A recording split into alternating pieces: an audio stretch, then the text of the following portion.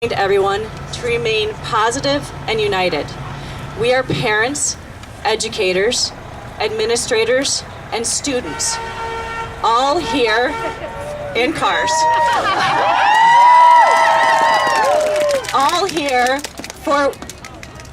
here for one common goal: to do what is right for public education. Let us continue to speak with courage and conviction and act with integrity. Our first speaker is Rory Jones. Rory is a member of the Boise School District Board of Trustees. He is a passionate speaker, and I'm very glad he's joining us here today. Rory?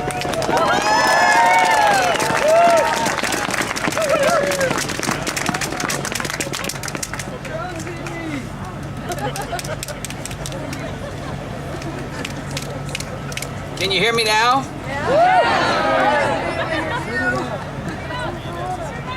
I consider it's on maximum. I'll yell as much as I can. I consider it a great honor to be here today on behalf of a great Board of Trustees, on behalf of a great Boise School District administration, and most importantly today, on behalf of the members of the Boise Education Association and its teachers.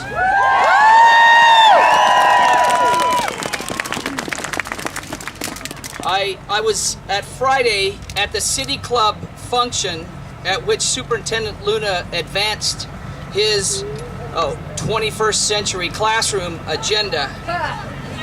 And I can tell you it was very frustrating to hear some of the things that he had to say. He talked about transparent accountability. And when, of course, he says that, he means that we're secretly doing things with teachers, that we're failing a lot of our kids and not putting it on our website, and those sorts of things. But how transparent is it for him to have engaged in a half a dozen debates in November and October of 2010 and never said one word about this plan?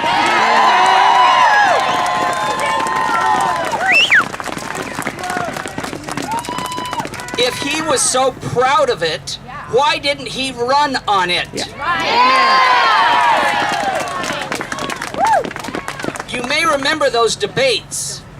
Stan Olson used to turn and look at him during the debate and say, "Where's the plan? Where's the plan?"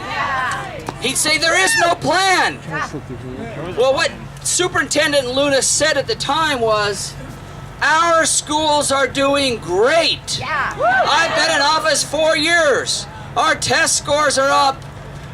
We're doing a great job. Re-elect me." And then you did.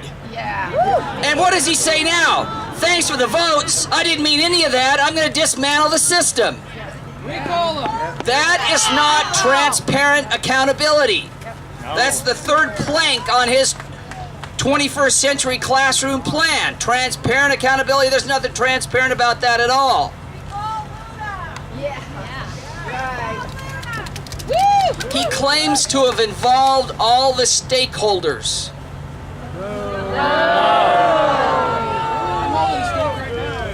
That's not what he means. What he really means when he says that is, I got a little something in here for everybody. Business people, I'm going to make you happy. I've got pay for performance in here. I'm going to get rid of their tenure, and I'm going to make it easy to get rid of this sort of mythical bad teacher that's hanging around out there trying to victimize our children. School boards and superintendents, I got lots of stuff for you. I'm going to take away their rights. I'm going to make it easy for you to do what you want to do. He didn't involve these stakeholders in this. He says, according to the article we saw in the paper yesterday, he came up with all of this is in November. Well, where were the stakeholders in November? They weren't involved. He can't have it both ways. He can't say, I couldn't tell you about the plan before the election because I didn't know I was going to do it.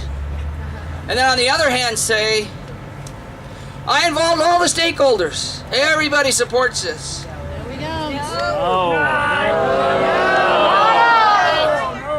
This plan is about two things: power and money.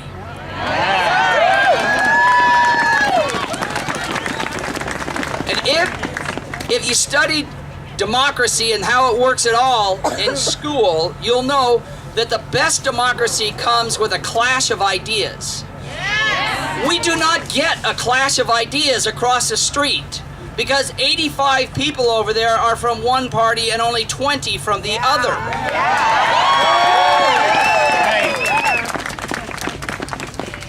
He claims to be a courageous leader for advancing this. You know what? A courageous leader would have advanced this last fall when he was asking for your votes. How courageous is it to ask 85 of the 105 people who already support you to vote for something you advance? The fix was in.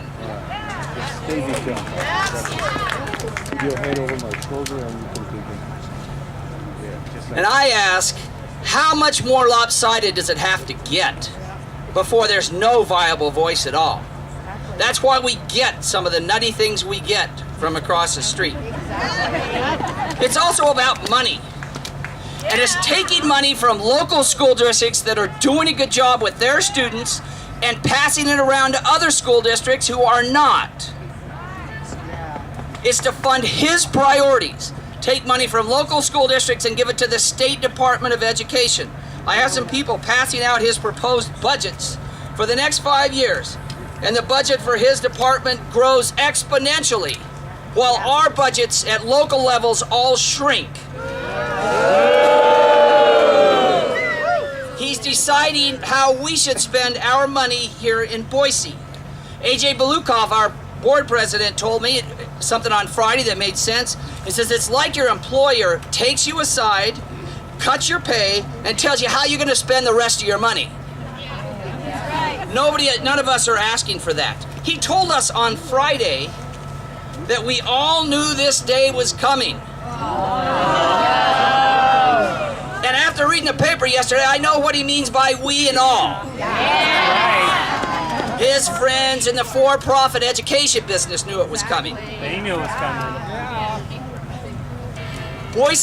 Some school districts around the state lose no money under this proposal. None. They will have the exact same amount of money to fund their programs. This district loses millions of dollars. And those dollars leave your school district and go to Mr. Luna's Department of Education and to other districts around the state. He claims we get more local control. That is a falsity. We get less. This, as an example, and I can't go through all provisions of the bill, I'd be here all day, but this bill provides that students pick their online course provider. Our role into that is inclusive. We get to pay. We get to pay for that class and that choice. That is the extent of our local control. These same people who a week ago were standing before you talking about the bureaucrats in Washington, D.C., shoving legislation down their throats here in Idaho,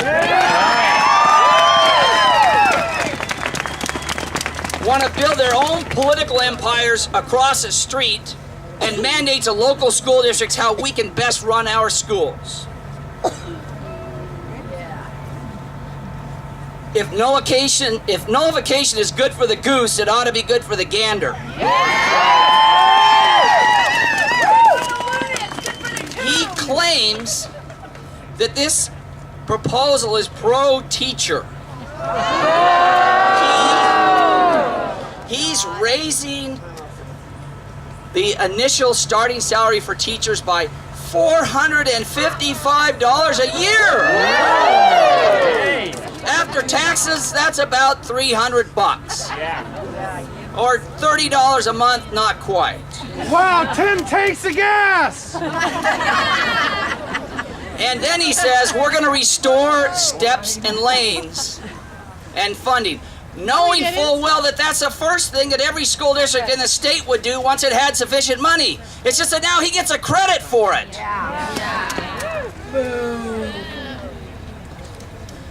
Online courses. At least now we know who this is for. And it's not for Students First. No! I'm fortunate enough to have kids who have been good students. Their experiences with online courses mirror many of the comments I've heard from lots of you folks, which is that they're a joke.